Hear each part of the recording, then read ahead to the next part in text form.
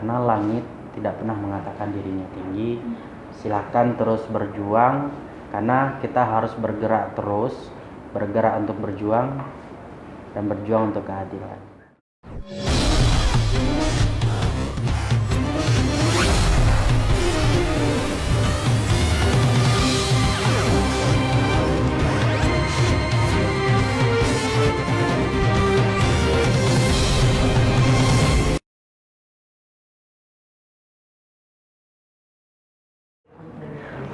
Halo teman-teman, selamat datang di podcast Ngasiknya HMJ Manajemen. Sebelumnya belum pada kenalkan dengan saya dan partner saya.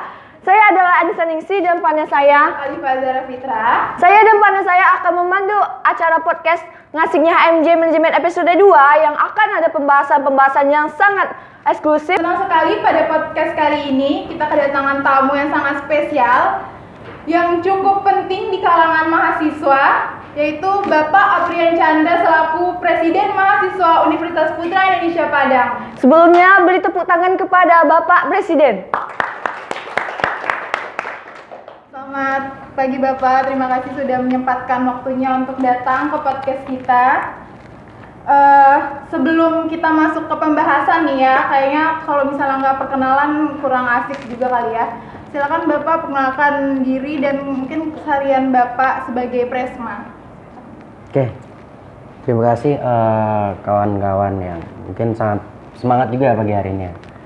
Kalau untuk nama Aprian Chandra, keseharian ngampus seperti yang kawan-kawan lihat, ya ngampus, belajar, organisasi, aktif, melakukan hard skill dan melakukan soft skill itu aja. Mungkin nggak banyak, silakan.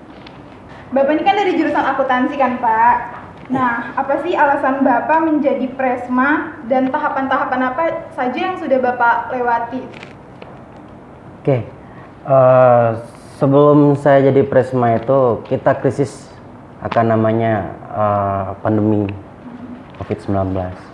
Jadi beberapa latar belakang kenapa saya jadi Presma itu adalah mengembalikan roda organisasi ke hal yang semestinya. Itu yang pertama. Terus apa aja tahapan dari beberapa hal yang kita terjadi dari krisis? Emang ada hambatan dalam perjalanan untuk mencapai jadi Presma. Salah satunya adalah pendaftaran ataupun beberapa pengalaman-pengalaman yang harus juga dipersiapkan dari seorang pimpinan ya.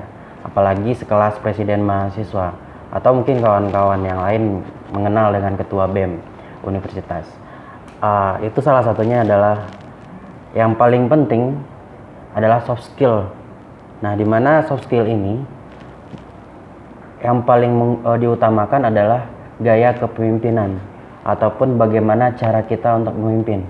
Ini harus mesti konkret dan juga mesti paham fasih tentang hal yang namanya pimpinan.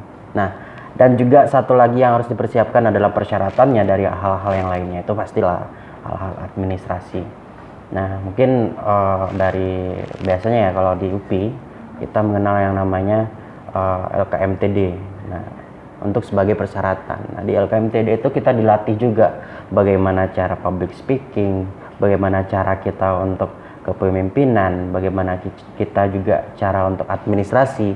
Mungkin kalau bisa teman-teman ketahui juga yang udah ikut LKMTD ya ataupun yang lainnya, kita juga bisa tahu bagaimana cara untuk negosiasi, manajemen aksi, apapun itu. Nah, itu yang harus dipersiapkan banget sebagai seorang pimpinan, karena marwahnya mahasiswa kebanyakan ya kita adalah mitra dari pemerintah. Nah, itu mungkin itu aja sih.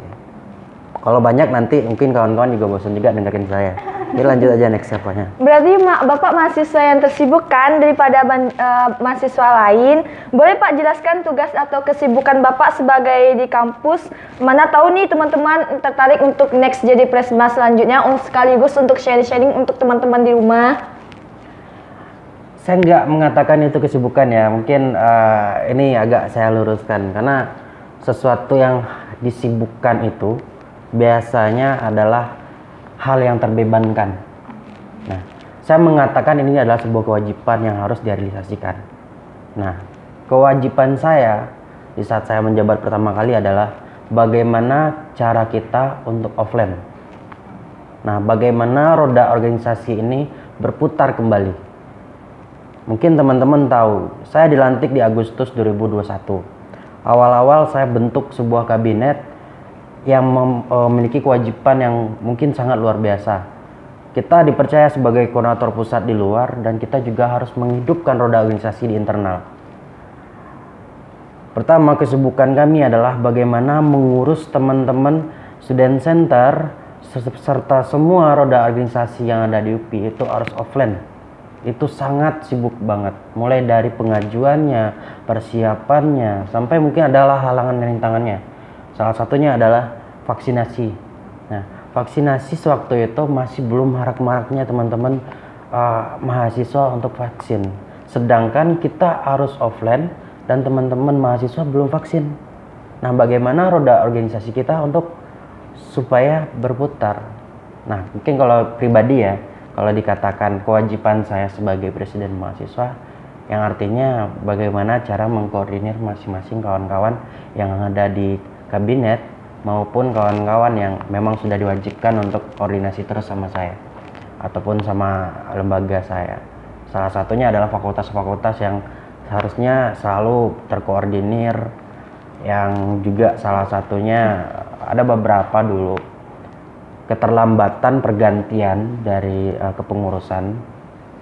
Itu juga salah satu yang wajib saya selesaikan juga, alhamdulillah sekarang juga selesai. Dan juga salah satunya unit kegiatan mahasiswa yang regenerasinya pada hal itu emang tidak jalan, apalagi sangat minim teman-teman mahasiswa itu yang namanya pengkaderisasiannya maju di unit kegiatan mahasiswa. Nah, kalau bicara soal kewajiban, saya orangnya adalah orang yang bisa dibilang menyelesaikan apapun yang harusnya saya lakukan dahulu dan saya pentingkan dahulu. Karena apa? Di dalam internal sewaktu itu emang sangat penting dan mendesak, walaupun ada tuntutan yang besar juga di luar kampus sebagai koordinator pusat Aliansi BEM Sumatera Barat. Ya, mungkin itu aja dulu. Selain dari tugas, apa fungsi lain dari Presma tersendiri, Pak? Fungsi lain kalau secara dalam memimpin internal ya, secara eksekutif, eksekutor maupun apapun lah namanya. Tapi di UPI kita adalah Presma adalah fasilitator untuk teman-teman melakukan semua kegiatan. Makanya Badan Eksekutif Mahasiswa di UPI yang bagian universitas adalah melakukan semua kewajibannya tanpa melakukan sebuah event. Karena event emang diperuntukkan bagi teman-teman himpunan mahasiswa jurusan dan juga unit kegiatan mahasiswa. Karena akan ada bentrokan nantinya kalau kita sama-sama melakukan sebuah event besar. Terus fungsi apa lagi? Kalau secara fungsi ya, presiden mahasiswa juga salah satu. Kemarin ini kita adalah koordinator pusat. Nah, itu fungsi lainnya juga. Terus penggerak juga bagi teman-teman. Salah satunya 11 April yang teman-teman bisa tahu kita kena rusuh kemarin itu adalah fungsi dari presiden mahasiswa juga, memimpin yang namanya aksi, mungkin memimpin yang namanya aliansi nantinya. Terus ada juga yang bisa dibilang pimpinan di dalam, mungkin di luar, di dalam juga dan juga di luar. Dan satu lagi ya, mungkin teman-teman ini hal-hal yang lumrah yang teman-teman tahu, yaitu agent of change, yaitu fungsi hal yang dimana orang yang bakal merubah sesuatu hal yang harusnya dirubah. Itu fungsi yang melekat mahasiswa dan juga sekaligus presiden mahasiswa juga harus punya fungsi itu. Social control, iron stock juga melekat juga. Sebenarnya presiden ini ya, saya sangat telinga saya agak gatal mendengar presiden mahasiswa ini. Saya gini, saya selalu berpatokan, mungkin ini idealisme saya, presiden mahasiswa. Mungkin siapa yang punya jabatan, mungkin jabatannya apa? Saya dari Departemen Infokom, Pak. Infokom departemen ya, anggota departemen ya. Departemen SDM, Pak. SDM. Kita bicara tentang jabatan. Jabatan itu hal administratif yang dipercayakan sama kita. Nah, jadi apa yang di dalam hal ADM ini adalah tanggung jawab sebenarnya. Makanya kuping saya agak gatal ngomong itu. Kenapa? Jabatan tuh wewenang administrasi. Udah fix itu aja. Karena jangan terlalu dibangga-banggakan dah. Karena jabatan itu hal-hal yang lumrah. 1 tahun lu berganti. Nggak ada lagi kan. Ntar lagi saya juga bakal mengganti nih. Persemanya bukan saya lagi nanti nih. Mungkin di 2 Akan bulan ada ke depan. pembahasan yang lain lagi ya Pak. Mungkin itu aja. Selama Bapak menjabat jadi Presma nih, apa aja kesan Bapak menjadi Presma? Apakah lebih banyak mendapatkan keuntungan atau mendapatkan kesulitan? Soalnya kan kalau di pandangan mahasiswa lainnya nih, pasti yang namanya Presma, punya banyak privilege, punya banyak teman-teman, jalurnya satu-satu cepat gitu kan. Kalau misalnya menurut pandangan Bapak sendiri, Presma itu apa sih, gimana sih? Keuntungan sama apa tadi kelebihan ya, kesulitan ya. Kalau kesulitan, saya punya kabinet. Saya punya teman-teman satu perjuangan sama saya. Dan juga saya punya teman-teman yang selalu berjuang untuk keadilan. Yang mana mungkin saya jadi punya jargon juga ya. Bergerak untuk berjuang untuk bergerak untuk keadilan. Saya bicara selalu kayak gitu. Dan teman-teman satu kabinet saya selalu support. Bagi saya kesulitan itu jika tidak ada orang-orang yang berjuang. Nah, jika masih ada orang yang berjuang dan bergerak sama saya, ya semua kesulitan itu nggak ada artinya. Nah, kalau keuntungan, teman-teman di organisasi ya hal yang lumrah kok, hal yang sama. Semua jabatan, semua orang yang bergabung di organisasi pasti mendapatkan link. Pasti, siapapun itu. Mungkin salah satunya hal ini aja. Mungkin kawan-kawan yang nggak kenal sama saya, teman-teman yang nggak kenal, setidaknya kamu dapat link sama saya gitu loh. Karena pernah berinteraksi. Nah, siapa lagi? Saya, salah satunya itu. Mungkin apalagi keuntungan, ya hal yang lumrah organisasi. Apalagi kalau bicara soal finansial, nggak ada. Karena kewajiban kita adalah berjuang, bukan mendapatkan finansial. Karena saya selalu mengatakan itu. Link, terus network, jaringan di mana-mana pasti mendapatkan itu. Kalau keuntungan kenal sama semua teman-teman juga, terus dikenal sama mungkin orang ya, apalagi dengan jabatan ya. Kadang nggak hanya Presma aja, teman-teman yang anak HMJ ya. Iya Pak. Di kelas, oh anak HMJ gitu. Hebat anak organisasi. Mungkin dosen juga, kamu anak HMJ ya gitu. Dan saya pun juga kayak gitu, kamu presiden mahasiswa ya? Enggak, saya mahasiswa biasa, saya bilang kayak gitu. Karena balik lagi dengan kata saya tadi, kelebihan itu bukan hal yang seharusnya kita prioritaskan. Yang kita utamakan adalah berjuang dan bergerak, itu aja saya. Untuk menjadi Presma, selain dari keinginan Bapak sendiri, tentunya ada support system dari keluarga, teman-teman, atau mungkin pacar gitu. Sedangkan Bapak kan Presma tuh udah Bapak kuliah, jadi Presma pasti sibuk kan. Bagaimana cara Bapak untuk membagi waktu terhadap keluarga, teman, atau mungkin pacar? Kalau untuk support system ya, jujur kalau untuk keluarga, kemarin kan saya habis ke Malang juga sama mama, kan udah nggak ada. Memang kalau latar belakang ya tidak mendukung sama sekali yang namanya organisasi. Karena latar belakang dari keluarga saya itu bukan orang-orang organisasi. Latar belakangnya adalah orang-orang yang intelektual lah pada umumnya lah, bisa dibilang intelektual. Mama saya guru, ayah saya petani, kadang ngojek juga sih. Jadi nggak terlalu bisa dibilang orang kaya juga lah. Saya bukan orang kaya, saya orang-orang biasa aja kok. Jujur itu nggak disupport. Kalau untuk temen sangat support banget, banyak banget yang support jadi Presma. Makanya awal sebenarnya dasarnya tadi bicara tentang apa keinginan dari saya untuk jadi Presma. Pertama, BP saya udah tua juga sebenarnya. Saya BP 17. Jadi awal-awalnya Presma sebelumnya ngomong, ini lagi ada kondisi lumayan urgent yang harusnya kita selesaikan. Nah, jadi setelah itu saya ditawarkan, gimana lu mau jadi presma enggak? Kalau bahasa Minangnya gitu, mau enggak jadi presma gitu. Karena kawan lah, ada network sebelumnya, dan orang-orang pun lah banyak juga yang kenal walaupun hanya sebatas organisasi gitu. Seperti itu.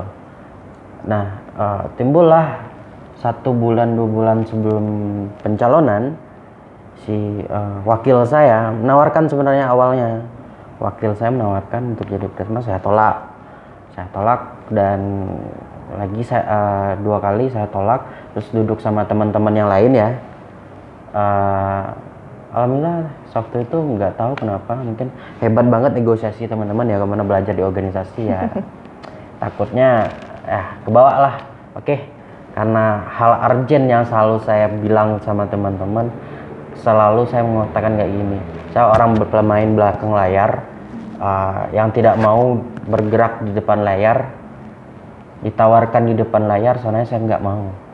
Cuman pada dasarnya apapun itu, semua hal kita harus bergerak juga. Nah, tergerak hati saya untuk hal itu dari teman-teman. Yuk bergerak lagi, Aprian. Kalau besok teman-teman bilang ampi ya, ayo kita bergerak maju ke depan untuk menyelesaikan hal urgent seperti itu. Ini bisa dijawab tuh. Terjawab nggak sih kan? Terjawab, Pak. Nah, kan dari Bapak yang bilang tadi kan pencalonan bagi Bapak tuh ada yang nggak terkendala nggak di sana gitu? Dulu itu ini hal-hal yang pencalonan terkendala. Jujur saya dulu itu satu hal yang nggak pernah saya ikuti adalah saya jarang ikut pelatihan-pelatihan yang ada di kampus, karena saya banyak bergerak itu dari daerah, dan nggak banyak juga sih sebenarnya, lumayan lah main disibukkan dengan beberapa hal yang harus saya selesaikan. Jadi sewaktu itu di tahap pencalonan, saya pun tidak ada sertifikat LKMTD. Ini saya bilang aja. Tapi kalau sekelas ataupun di atas sertifikat LKMTD saya punya. Cuman sewaktu itu adalah krisis dan hal-hal yang harus, semua hal yang menjadikan persyaratan itu hal-hal administrasi kok gitu. Dan kemarin sewaktu pencalonan cuman LKMTD yang terkendala, dan itu ditangguhkan sampai dengan Bapak. Menurut Bapak Apri nih, sebagai mahasiswa mengikuti organisasi kampus, ada dilema tersendiri nggak Pak yang muncul menimbang kewajiban seorang mahasiswa yang terjun ke dalam organisasi? Gimana nih Pak sendiri membagi waktu antara perkuliahan dan organisasi? Kalau bisa Pak Ampi aja lah.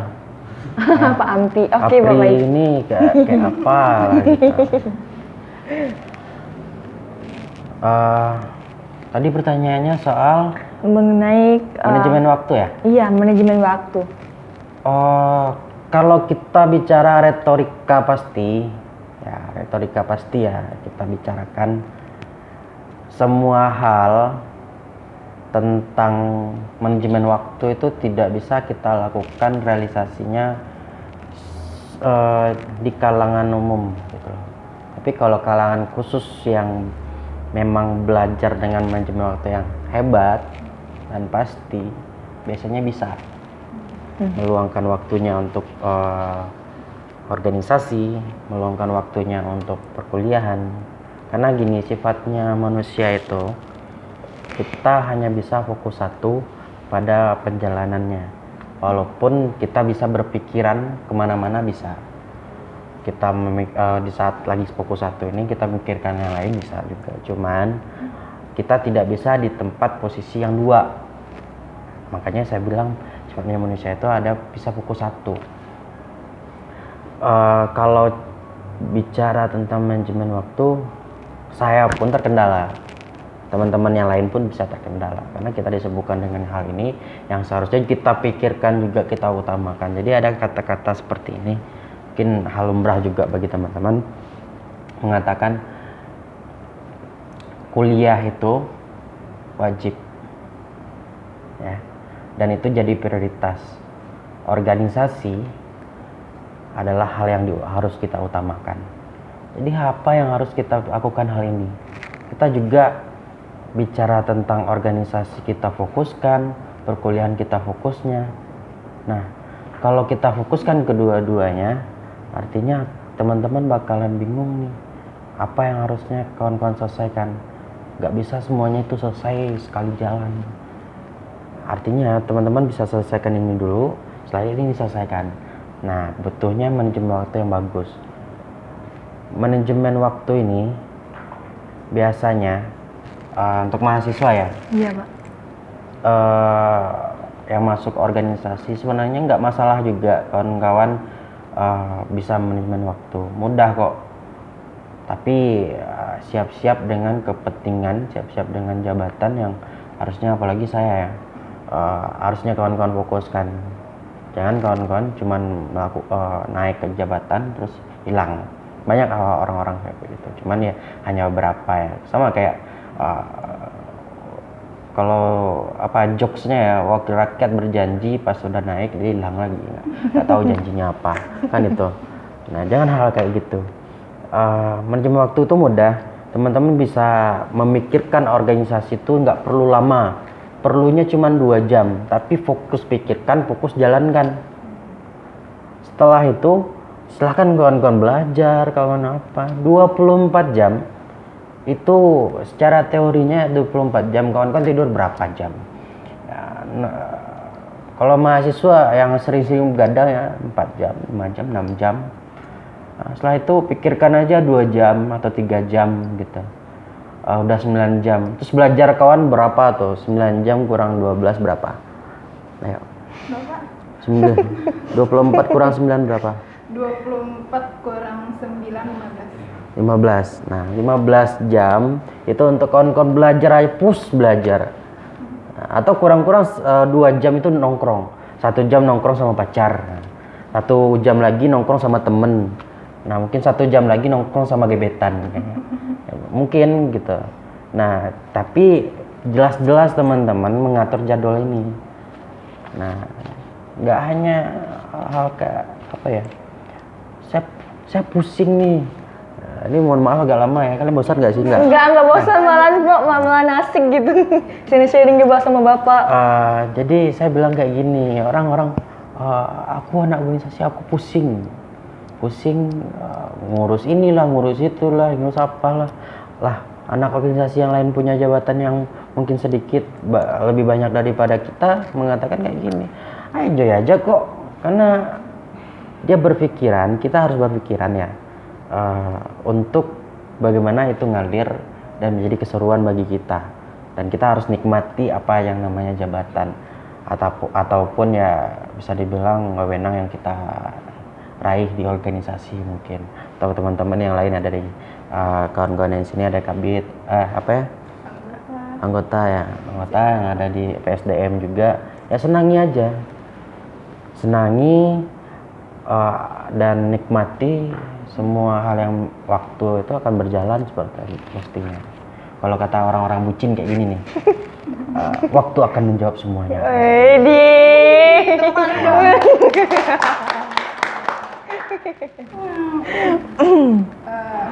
Berbicara tentang Presma, pasti punya public speaking yang harus bagus, harus berani untuk berbicara di depan umum, memimpin mahasiswa.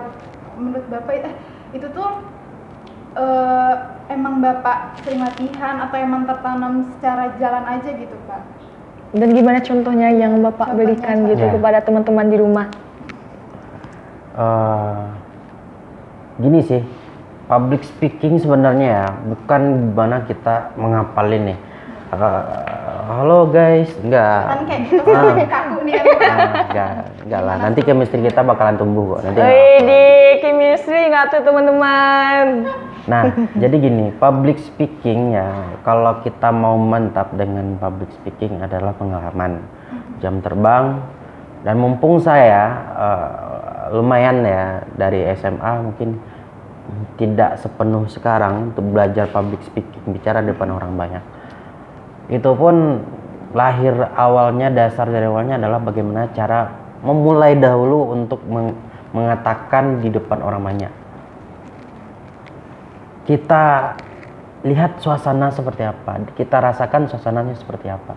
Kalau suasana udah melekat ke dalam diri dan juga hawanya udah apa dan nggak grogi lagi, kadang biasanya kan ada tuh getaran bumi gitu kan. Terus ada gempa bumi kalau kita bicara nih, kalau misalnya kan ini sekarang ini kan saya bicara sama kawan-kawan kaku nih. Nah, biasanya tuh getaran buminya tuh gak kuat. Kalau bisa dibilang gempa bumi ya atau apa. Tar gini terus. Nah, awal-awalnya juga kayak gitu. Mungkin teman-teman pun yang awal-awal mau ngomong di forum ataupun di tempat publik, biasanya ya pasti mulai dengan namanya grogi duluan atau lupa apa yang dikatakan. Nah, awal-awal dalam public speaking adalah lekatkan suasananya dulu, rasakan dulu suasananya tuh udah melekat gak sama diri, udah santai dan nyaman. Setelah itu kawan-kawan sebelum ngomong, pikirkan dulu apa yang menjadi substantif dalam omongan teman-teman. Nah, kalau udah ada pokok permasalahan yang menjadi apa yang kawan-kawan katakan, terngalir aja. Misalnya gini, suasana udah lekat, terus substansinya udah dapet. Substansinya apa? Misalnya tentang perbucinan yang kita bahas tadi. Nah, perbucinan itu seperti apa? Nah, tinggal mengatakan, oh bucin ini seperti ini, karena kita udah menjalankan dahuluan kan. Atau kita bicara tentang organisasi. Nah, organisasi itu seperti apa? Orang-orang yang berkumpul, yang melakukan sebuah kegiatan ataupun tujuan. Nah, secara apanya lah, teoritis kayak seperti itu. Nah, apa yang bisa kawan-kawan sampaikan? Sampaikan aja dulu. Nah, suasana lekat, substansi dapat, nah pengembangan lagi seperti itu. Ngomong tentang organisasi nih Pak, Ya. kan banyak mahasiswa masuk organisasi itu jadi lebih berkembang gitu kan Pak. Terus apa aja sih Pak organisasi-organisasi yang ada di UPI ini, dan organisasi yang struktural dan non struktural yang ada di UPI ini apa aja Pak? Oke. Kalau bicara secara lengkap ya, organisasi itu ada 4 macam di UPI. Pertama, yang namanya struktural legislatif. Nah, biasanya fungsinya itu untuk pengawasan, konsultasi, legislasi. Nah, di sini ada 2, DPMU sama DPMF, Dewan Perwakilan Mahasiswa Universitas, dan juga Dewan Perwakilan Mahasiswa untuk yang bagian fakultas. Nah, itu yang macam yang pertama. Yang kedua, itu ada struktural eksekutif. Nah, di sini ada BEM Universitas. Mungkin teman-teman tahu BEM itu udah tahu ya banyak kan. Udah Pak. Badan apa? Badan Eksekutif Mahasiswa. Eksekutif. Ya? Eksekutif, oh ya. Bukan badan event ya. Kita bicara badan eksekutif, eksekutor. Nah, ada juga yang bagian fakultasnya, BEM fakultas. Nah, yang ketiga itu ada struktural fungsional. Nah, teman-teman yang di sini lah, HMJ kan, ada himpunan mahasiswa jurusan. Nah, itulah struktural fungsionalnya. Nah, kalau untuk jurusan, alhamdulillah sampai sekarang dan hari ini ya, kita memiliki dua HMJ di Fakultas Ekonomi. Itu ada himpunan mahasiswa jurusan akuntansi, yang kedua himpunan mahasiswa jurusan manajemen, terus 4 himpunan mahasiswa jurusan di Fakultas Ilmu Komputer, mulai dari HMJ Teknik Informatika atau HMJIF ya biasanya dibilang. Terus ada lagi HMJ Sistem Komputer SI, terus ada HMJ SK ya tadi ya. Ya, Pak. S-nya SK tadi yang Ya, Bapak sebutkan. SK tadi ya. Kayak agak terpana saya. Terus ada HMJSI Sistem Informasi sama MI Manajemen Informatika. Nah ada 4 tuh, berarti udah ada 6. Nah ada lagi di bagian Fakultas Ilmu Keguruan dan Ilmu Pendidikan, Fakultas Keguruan dan Ilmu Pendidikan. Ada 3, walaupun secara legalitas baru 1.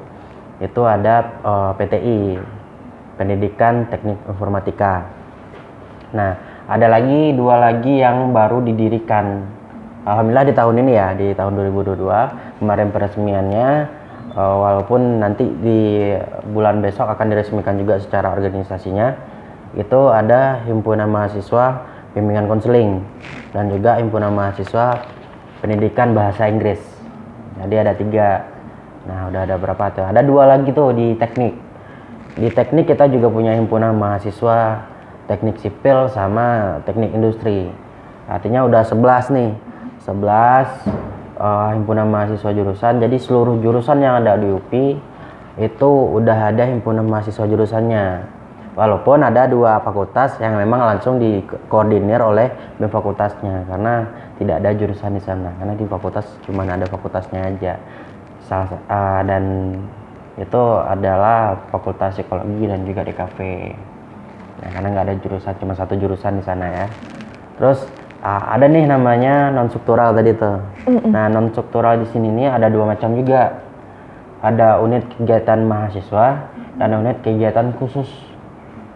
Nah, unit kegiatan mahasiswa di sini ada 9 unit kegiatan mahasiswa dan 1 unit kegiatan khusus.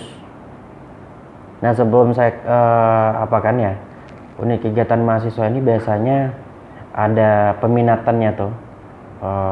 Biasanya fungsinya untuk peminatan.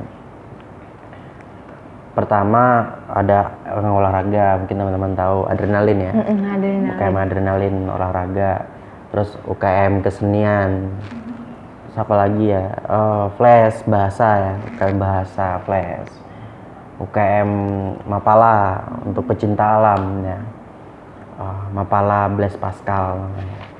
Terus ada juga nih yang mau ke politik atau ke kemasyarakatan. Ada juga tuh unit kegiatan mahasiswa wahana kajian sosial kemasyarakatan, mereka soskem biasanya. Terus ada juga yang untuk kesehatan nih yang kayak PMI, kita ada namanya KSR PMI, UKM KSR PMI. Terus ada Arfurkon yang biasanya untuk teman-teman yang peminatannya di keagamaan, religi, paham-paham religi. Nah, bisa masuk Arfurkon. Terus ada lagi yang namanya cybernetik. Nah, karena kita yayasan perguruan tinggi komputer nih. Iya. UPI itu kan yayasan tuh, perguruan tinggi komputer. Nah, yang memang mengedepankan ilmu-ilmu tentang IT. Nah, ada juga teman-teman untuk yang mau di bidang IT. Nah, inilah cybernetik. Jadi juga lumayan berkembang juga UKM cybernetik teman-teman, apalagi kebanyakan kita Fakultas Ilmu Komputer yang memang mengedepankan tentang komputer juga, dan semua juga dikomputerisasi sampai hari ini. Benar banget. Terus ada lagi yang namanya udah berapa tadi tuh? Udah banyak, Pak. Udah banyak ya? Iya, udah banyak. Saya lupa sama PMI ya udah, apa udah, adrenalin udah. Terus ada pers juga, ada pers Gelegar. Nah, lembaga jurnalistik tentang biasanya ya, itu untuk dokumentasi, publikasi apapun lah namanya, untuk berita-berita. Nah, itu biasanya di lembaga pers Gelegar namanya. Terus ada lagi namanya UKK Tarung Derajat. Nah, biasanya itu kan biasa dikatakan Tarung Derajat, cuman namanya sendiri kalau di UPI unit kegiatan khusus boxer itu UKK bela diri AA boxer namanya. biasa dibicarakan namanya UKK Tarung Derajat. Nah, ada lagi mungkin banyak juga ya, mungkin di beberapa UKM ya ataupun UKK ini ada bedanya juga sini apa.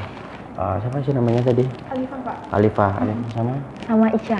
Ica, ya, Alifah sama Ica. Kadang orang-orang melupakan ya, UKK ini sama UKM ini sama-sama non-struktural, cuman banyak perbedaan jauh banget. UKM itu terkhusus mahasiswa yang ada di kampus tersebut. UKK keanggotaannya diperbolehkan di luar kampus. Nah, contohnya Tarung Derajat tadi, keanggotaannya nggak hanya di UPI doang. Dari beberapa kampus yang di luar UPI pun ada. Berarti meluas ya, Pak? Ya, meluas. Yang artinya diperbolehkan menjadi anggota, tapi di dalam internal UPI dia nggak boleh masuk. Nah, biasanya hanya sekedar latihan boleh ke kampus UPI ataupun di kampus teman-teman yang lainnya. Anggotanya yang di UPI boleh juga masuk ke kampus dia, cuman tidak mengenai internal mereka. Misalnya internal organisasi, internal kampusnya nggak boleh membahas juga tentang hal itu. Ada 10 juga. Kalau total semuanya itu 35 lembaga termasuk BEMU, DPMU dan juga yang lainnya, itu 35 lembaga yang ada di UPI. Gitu. Itu tadi bicara tentang organisasi ya teman-teman podcast.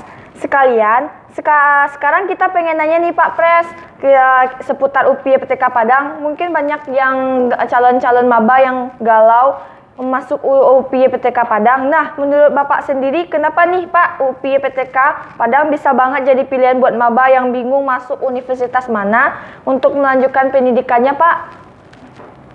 Oke. Semua kampus itu sama. Tapi bagaimana cara kita untuk menaikkan personality masing-masing di dalam belajar, dalam membangun diri sendiri dan yang lain-lainnya. Di mata kita, kadang kan teman-teman bicara nih kampus, mau masuk kampus manapun, lihat kampus swasta, kampus negeri, kampus ini, ya semua kampus itu sama kok, sama-sama tempatnya sivitas akademika. Artinya teman-teman lihat dulu kalau pengen masuk ke dalam UPI ya, prospek dari teman-teman mahasiswa ataupun calon mahasiswa, lihat prospek apa yang bisa teman-teman bangun masuk ke kampus apapun, termasuk kampus UPI. Teman-teman mau masuk kampus UPI, satu hal yang menjadi kebanggaan dari kita semua ya, apalagi kita, mungkin teman-teman tahu, kita adalah Yayasan Perguruan Tinggi Komputer. Yang basic kita adalah IT. Dan semua halnya udah dikomputerisasi. Mungkin teman-teman bisa lihat labor kita yang bagus, semuanya juga dikomputerisasi. Hari kita punya Sispo, kita punya lembaga publikasi juga. Apalagi kita juga ada RLA agensi untuk menaikkan juga ya. Mungkin teman-teman tahu. Kita punya apalagi lihat UPI Convention Center ya, mungkin bisa kita banggakan, begitu megahnya. Mungkin kita lihat UPI Exhibition Hall kita juga ada. Bisa kita bicara tentang kelebihan dari UPI. Saya mengatakan teman-teman mau kampus IT silahkan ke UPI. Nah, tapi tergantung personality masing-masing, seperti apa prospek masing-masing. Karena saya gini, saya nggak mau menyesatkan teman-teman ya, saya nggak mau menyesatkan teman-teman, takutnya dibilang saya seperti apa lagi. Kawan-kawan tentukan prospek masing-masing mau seperti apa, silakan pilih kampus. Tapi satu hal, kalau kampus yang komputerisasi ataupun yang memajukan tentang IT-nya, silakan kawan-kawan ke UPI. Nah, sekarang kita masuk ke sesi kedua, yaitu Q&A bersama Presma. Jadi Pak, kemarin akun media sosialnya HMJ sudah membuka pertanyaan. Di sana teman-teman semua bisa bertanya langsung kepada Presma dan pertanyaannya sudah kita kumpulkan. Langsung aja pertanyaan ini dibacakan Ibu Ica. Nah, menurut Bapak mana yang dipilih kuliah atau organisasi nih? Itu bukan cara kita untuk memilih sebenarnya. Ini itu dari siapa sih? Dari Fania Gadista, teman-teman di rumah. Fanny. Iya. Buat Fanny ya. Dua pilihan ini nggak bisa dipilih satu-satu.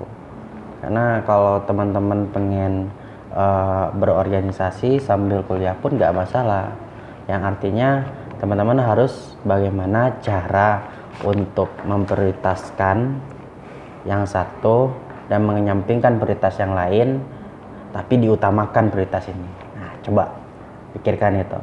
Kalau kamu bisa menjawab hal itu dengan diri sendiri dan realisasinya, silahkan kamu bisa memilih kedua-duanya. Tapi ini bukan yang harusnya kamu pilih. Ini kuliah aja, organisasi aja. Karena gini, Alifah sama Ica, kalau saya mengatakan sukses itu kita memiliki 4 hal. Pertama, hard skill, artinya perkuliahan kita, akademik kita, ataupun pelajaran, ilmu. Terus kita juga ada harus soft skill. Dimana kita dapat soft skill? Dari organisasi. Gaya kepemimpinan, cara untuk ngatur apapun, soft skill kita, ataupun keterampilan yang bisa bilang untuk kepemimpinan, manajemen yang lainnya kita dapatkan dari organisasi. Nah, di kelas pun kita dapatkan adalah hard skill kita, makanya kita harus juga indikator ini. Nah, yang ketiga adalah wawasan kebangsaan. Kita mempunyai negara, kita juga harus tahu bangsa kita itu mau bawa kemana. Nah, seperti apa bangsa kita, kawan-kawan harus tahu juga. Dan juga satu lagi adalah, ini mungkin dia kira jawab ya, yang terakhir ini. Nah, tapi yang kita pentingkan di sini prioritaskan adalah kawan-kawan butuh hard skill, kawan-kawan butuh juga soft skill. Artinya jangan itu jadikan pilihan satu-satu, tapi semuanya kita jadikan sebuah prioritas. Tapi seperti yang saya bilang, prioritaskan satu hal dan kesampingkan prioritaskan, tapi diutamakan prioritas yang lainnya. Coba pikirkan itu. Jadi harus mengimbangi antara organisasi dan kuliah ya, Pak? Ya, bisa dibilang seperti itu. Apa sih yang mendorong Bang Ampi untuk maju menjadi Presma UPI PTK Padang? Kayaknya itu udah dibahas tadi deh. Artinya kita lagi ada krisis pandemi yang harus kita selesaikan.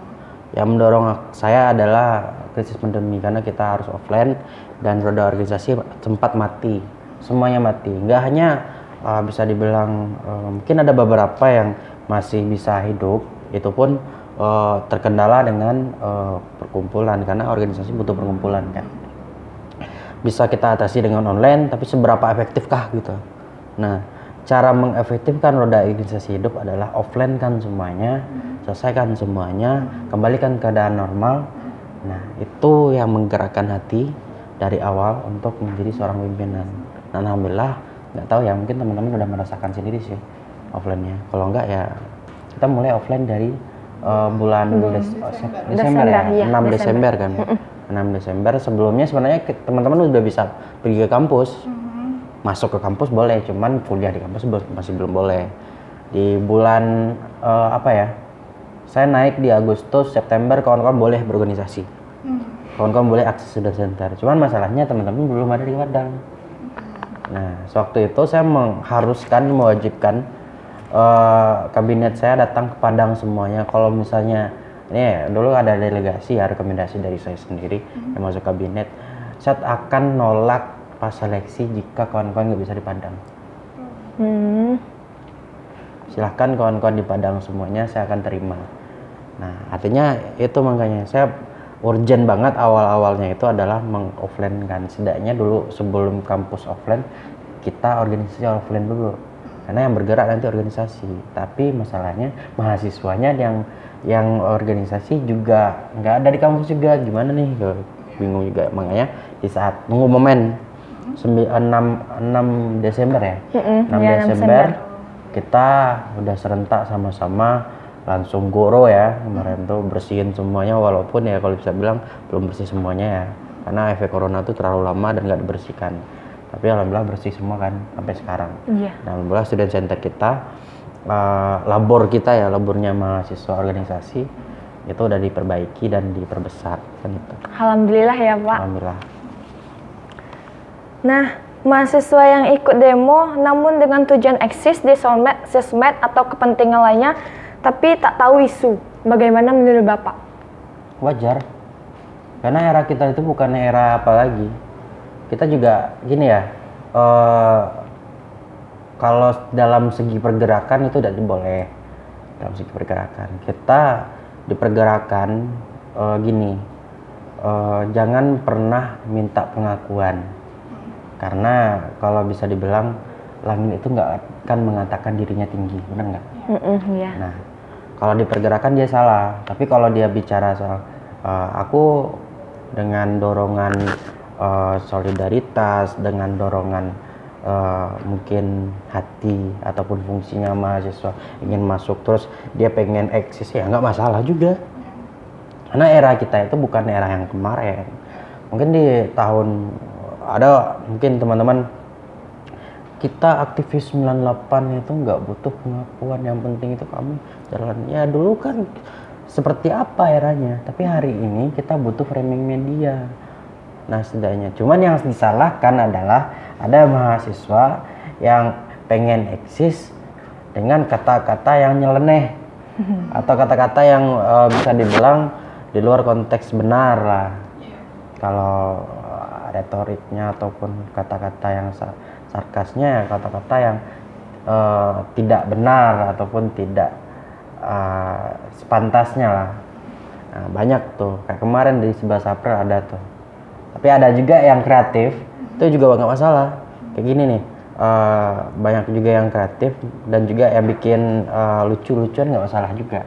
Dan mahasiswa juga kayak gini, turunkan harga Joe Pereman katanya. Ya nggak masalah juga kan, karena eranya kita itu bukan eranya untuk selalu fokus sama satu. Banyak lagi yang bisa kita lakukan. Kreativitas kita udah besar juga. Di demo itu kita bisa lakukan hal-hal yang positif, kayak teman-teman mau eksis nggak masalah juga, asalkan nggak hilang dari jalur. Satu lagi ada juga yang hal-hal positif, dia buat jargon-jargon bagus, pengetahuan. Kayak kemarin tuh ada yang buat kayak gini, saya pernah kemarin buat ya, jargon yang selalu saya katakan itu kan bergerak untuk berjuang untuk keadilan. Nah selalu saya bilang kayak gitu, tapi banyak juga yang ada juga yang negatif, sampai ngomong-ngomong hal-hal yang kotor ya.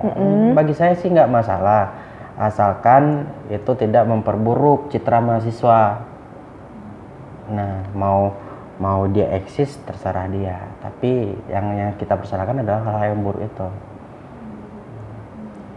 Karena era kita bukan era apalagi kolonial lagi kan. Iya Pak.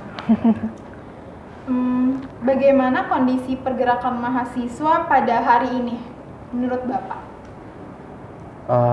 Ini tepat banget sih, nanti jam 1 nih kita bakal aksi nih. Oh iya Pak. Iya Pak, Nah, di mana Pak? Kita Isu tentang apa Pak? aksi tentang undang-undang P3. Nah di situ kan ada tentang nih ngaruhnya sama buruh nih, kerja buruh. Nah nanti kita bakal advokasikan pembelaan terhadap beberapa isu ini. Ada dua tuh, tentang undang-undang Cipta Kerja sama undang-undang P3 yang akan berpengaruh kita di masa depan nantinya. Ya pada hari ini ya buruh sangat terpengaruh. Sampai hari ini kemarin dari tanggal 1 kan itu kan hari buruh internasional. Iya. Sampai sekarang pun masih masif gerakan buruh untuk pembelaan hal ini. Lagi isunya lagi hangat juga kan. Nah jam 1 nanti kita bakalan kumpul di apa? Di Winnie Bay ataupun belakang Winnie Bay, dekat masjid Winnie Bay yang belakang. Kita akan advokasi hal ini supaya diantarkan ke pusat nantinya, supaya ini juga dibahas oleh wakil-wakil rakyat kita, sampai ke misalnya undang-undang ini diselesaikan memang sesuai dengan buruh ataupun sesuai dengan masyarakat kebanyakan. Terkadang kan gini, kita buat peraturan, sebuah peraturan sederhana ya, kita buat sebuah peraturan itu tergantung siapa yang dekat sama kita dengan pemikirannya. Misalnya kita buat peraturan tentang keluarga aja deh. Iya. Nah, misalnya kita adik kakak dua nih, adik kakak berdua, kita mau buat aturan tentang keluarga, tapi ke siapa kita bakalan membahas ya, siapa yang kita dekat, kan nggak? Benar banget. Kita bicara sama siapa yang kita dekat. Jadi nanti akan dilemparkan secara keluarganya kan itu. Nah, ini kesepakatan kami nih. Kami pengen buat aturan seperti ini. Habis itu didiskusikan ya, Pak. Didiskusikan. Nah, tapi kebanyakan bicara tentang apa ya? Bicara tentang undang-undang, peraturan kayak ini bisa itu kan hal-hal sederhana. Itu cuma analogi sederhana. Kebanyakan ini jujur ya. Kita membuat sebuah peraturan, orang-orang membuat sebuah peraturan atau wakil-wakil rakyat kita, dia bicara tentang peraturan itu hanya di kalangan dia. Nah, tidak di kalangan masyarakat. Kadang aturan itu harus dikomunikasikan sama masyarakatnya, bukan langsung disahkan ataupun di beberapa. Ini kebanyakan orang-orang yang kita bicara tentang wakil rakyat, dia hanya di kalangan dia aja. Dia nggak pernah masuk ke ranah-ranah yang nengah ke bawah. Jujur aja kalau pengemis ngomong tentang peraturan dia nggak tahu juga kan, tapi harus dikomunikasikan karena itu kewajiban dari mereka kan. Nah, salah satunya lagi adalah peraturan ini dia mengikut sertakan masyarakat, ya wakil rakyat berdiskusi dia tentang peraturan ini pasti ada diskusinya, tapi di mana aja gitu loh, di orang-orang yang dia dekat aja. Makanya saya bilang analogi tadi, orang-orang dekatnya yang bicara sama dia yang bisa mereka manipulasi bisa aja. Nah, ini kan kemungkinan, saya nggak tahu juga ya. Ini adalah kemungkinan. Nah, ini persepsi saya juga. Terus mereka lupa ya. Saya sangat apa juga. Terkadang peraturan ini kan biasanya kampus-kampus ada tahu juga sebelum peraturan ini diapakan diapakan, karena dia kan kampus ini kan sivitas akademika yang belajar, yang tahu. Apalagi mahasiswa ini adalah mitra ataupun fasilitator antara pemerintah dan masyarakat, makanya dibilang garda. Nah, sebelum ke masyarakat, ini peraturan atau yang lainnya ataupun tentang hal buruh ini, terus dia harus melewati mahasiswa, baru dikomunikasikan. Cuman kebanyakan kita lupa juga tentang itu. Hanya mahasiswa lupa mengkomunikasikan, pemerintah nggak tahu juga bahwasanya dia nggak lupa juga mengisi sama kampus, apalagi kampus yang ada mahasiswanya lupa juga. Nah, artinya hari ini kurang masih gerakan kita untuk komunikasi sama masyarakat. Nah, tapi walaupun ya yang saya lihat masih banyak juga yang komunikasi sama masyarakatnya tentang hal ini. Ini saya lama nggak sih membahas ini? Nggak apa-apa, Pak. Nggak apa-apa. Ya? Nggak apa-apa. Lanjut aja, Pak. Ya udah, mungkin itu aja. Pada dasarnya kalau bicara tentang eksistensi nggak masalah, asalkan kita realisasikan dulu apa yang seharusnya kewajiban kita.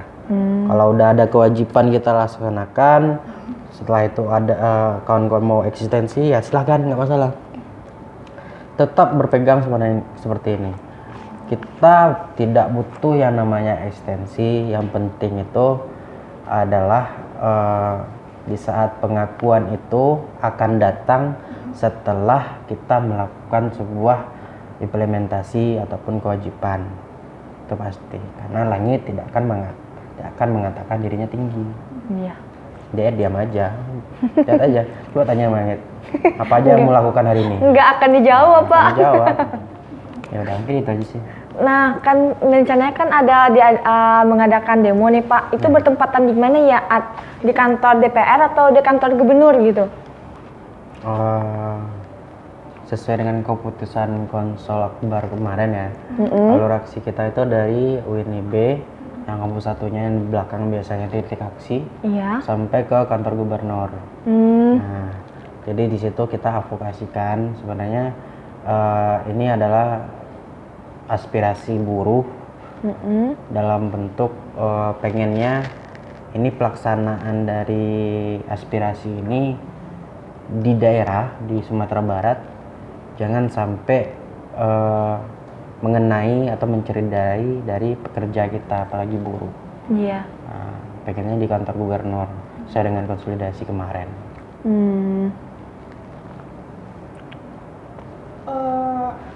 Ngomong-ngomong tentang demo nih Pak, kan Bapak punya Ya. kabinet tuh. Itu Bapak tuh mewajibkan kabinet Bapak untuk mengikuti demo juga atau enggak gitu? Oke. Gini, Alifah. Demo itu, aksi itu adalah gerakan sosial. Artinya, kalau sosial memanggil, tergantung jiwa sosial masing-masing, benar nggak?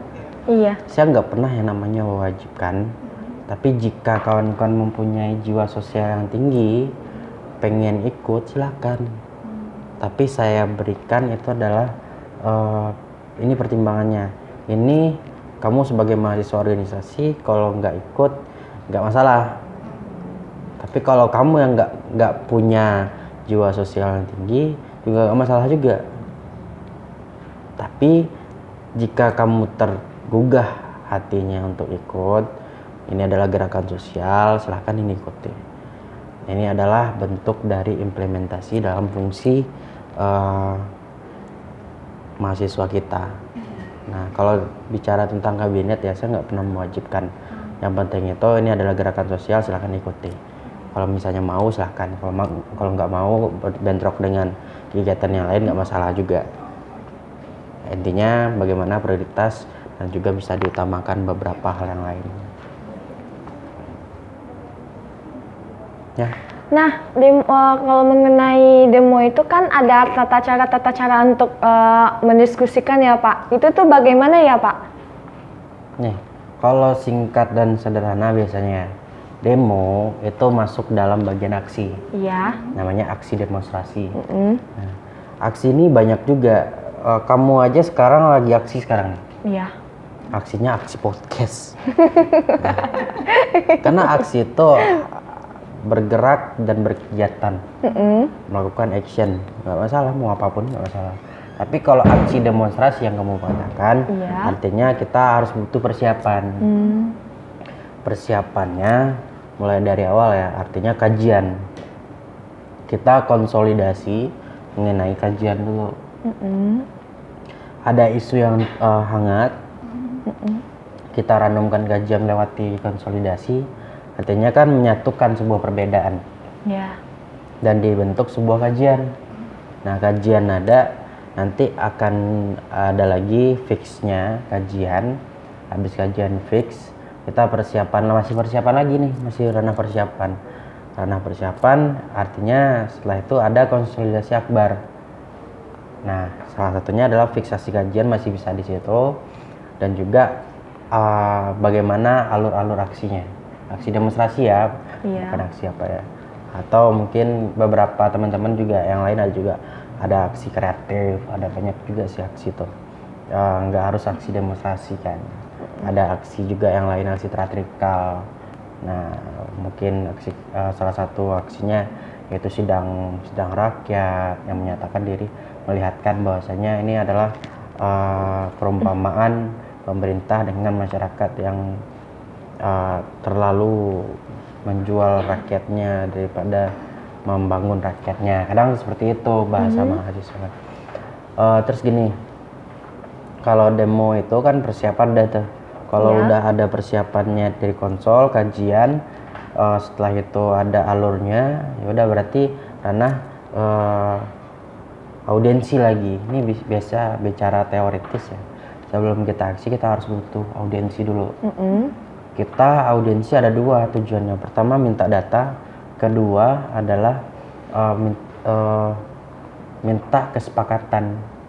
Nah, kalau bisa putus di audiensi, apa isu tadi, kajian yang kita bawa tadi atau data baru yang kita dapat, putus di audiensi, kita sepakat bahwasanya ini isu ini, kajian ini akan kita bawakan dan akan disesuaikan dengan kajian apa yang berpengaruh di situ di kajian. Misalnya salah satunya adalah tentang permintaan presiden dulu yang kemarin ya, minta presiden menyatakan sikap menolak 3 periode. Iya. Nah rupanya putus di audiensi aja, kita temui presiden, ini kan contoh ya, temui presiden bahwasannya minta kata presiden oke, saya akan menyatakan sikap saya untuk tidak menyetujui 3 periode. Ya udah putus, berarti kita nggak usah aksi demo. Tapi jika presiden mengatakan kayak gini nih, ini bicara ya, presiden mengatakan oh tidak bisa, itu adalah kebebasan kita. Dia nggak mau mengatakan saya nggak mau mengatakan saya menyatakan sikap untuk saya menolak 3 periode. Ya udah, berartinya mahasiswa hari itu pasti mengatakan kayaknya saya akan mengatakan mosi tidak percaya pada presiden dan saya akan datang membawa massa yang banyak untuk melaksanakan aksi demonstrasi. Tujuannya adalah gertakan untuk perubahan. Artinya pemerintah kita terkadang lupa untuk bisa dibilang lupa bahwasanya masyarakatnya, mahasiswanya ada dalam membuat sebuah keputusan, dalam membuat sebuah peraturan, dia harus digertak dulu baru jalannya Pak. Baru jalan. Artinya apa? Tanpa adanya gertakan gak ada kemajuan. Pada akhirnya kayak gitu. Karena masa ya kita biarkan aja beberapa peraturan yang tidak pro dengan masyarakat selalu dikemukakan oleh ya pejabat-pejabat elit kita lah. Kalau bisa dibilang oligarki kalau bahasa-bahasa mahasiswa. Jadi untuk gertakan itu tuh udah kita bilangin ke atasannya Pak. Tapi itu tuh menimbulkan konflik gitu. Bagaimana menurut Bapak? Ya konflik itu hal wajar. Gini, kamu gini aja ya. Sederhananya gini. Kamu pengen dapat solusi dari apa? Dari atasan gitu. Salah. Karena gini, kamu pengen solusi karena kamu punya masalah. Oh gitu. Iya. Ya kalau misalnya kamu pengen punya solusi karena harus ada masalahnya. Iya. Kalau kamu nggak punya masalah, pengen solusi, kayak mana caranya? Iya. Nah artinya atas ada konflik pasti ada penyelesaian. Iya juga sih Pak. Setelah ada konflik ada penyelesaian seperti itu.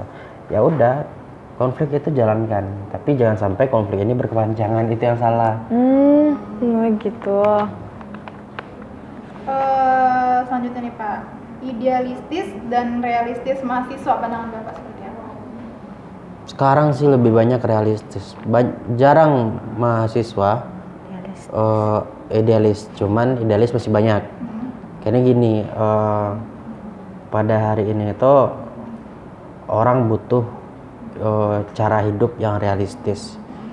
Cuman yang harus dikemukakan adalah cara hidup yang realistis dan pemikiran yang idealis. Itu yang diharuskan oleh mahasiswa sekarang. Cuman ini berubah kebanyakan ya. Ini semuanya kita realistiskan. Contoh sederhana kaum muda apalagi ya. Bilang kayak gini. Realistis saja. Kamu pengen aku ya karena apa gitu. Nah, kamu pengen ini kenapa? Realistis saja. Selalu kata-kata kayak gitu keluar. Atau kayak gini. Hidup butuh modal. Realistis, hidup butuh modal. Cantik butuh modal, apalagi cewek.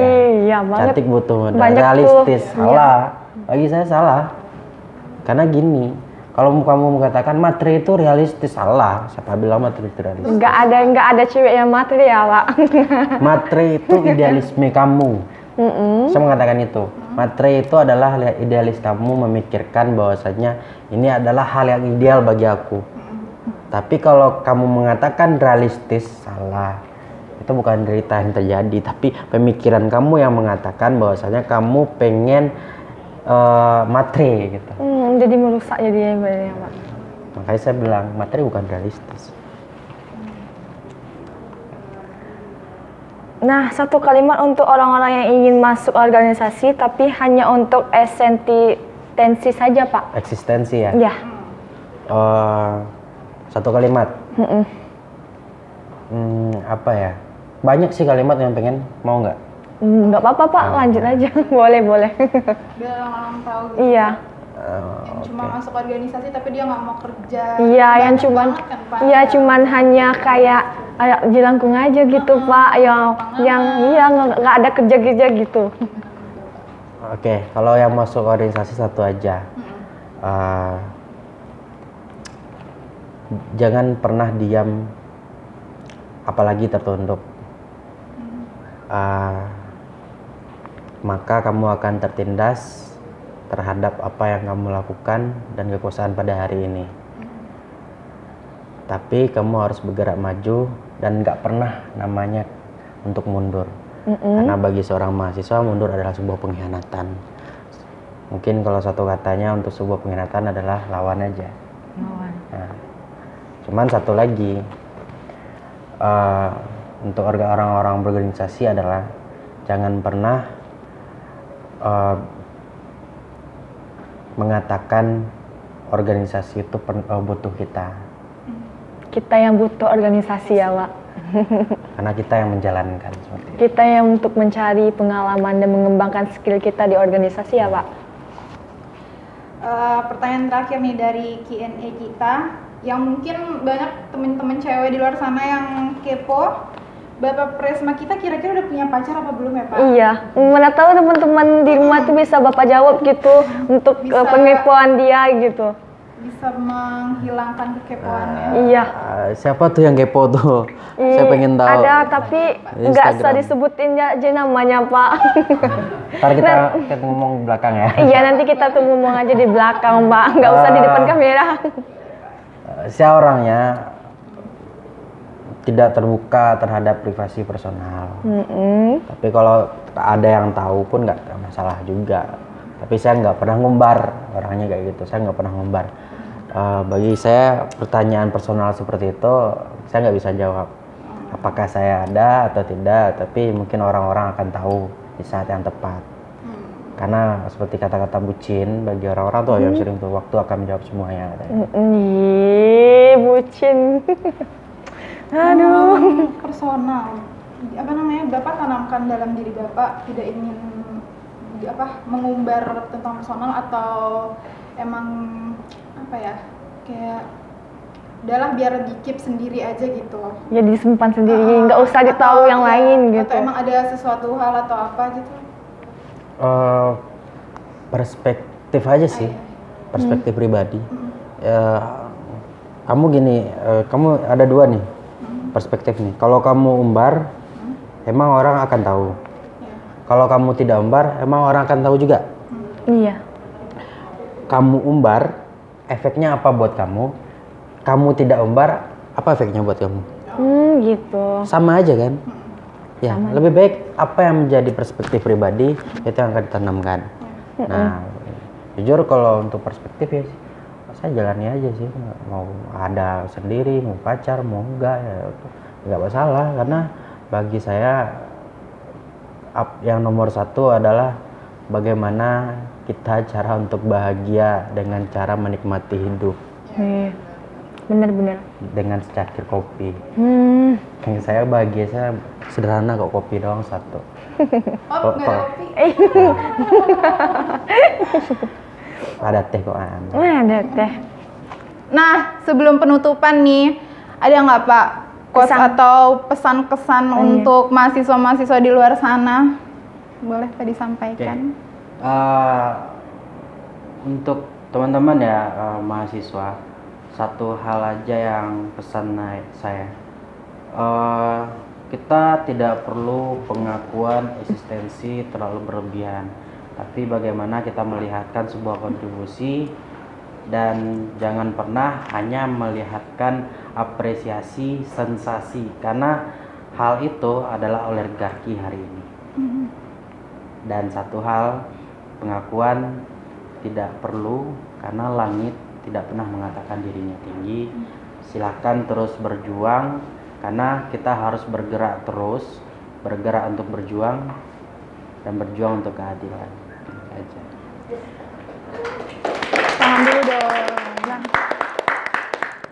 Sebelumnya saya pribadi dan rekan saya beserta tim dari Infocom maupun HMJ Manajemen mengucapkan terima kasih banyak kepada Bapak yang telah menyempatkan hadir pada podcast kita kali ini. Untuk teman-teman semua jangan lupa nonton terus podcast ngasiknya HMJ Manajemen. Dan akan ada pembahasan-pembahasan yang lebih menarik lagi untuk teman-teman yang akan ditonton.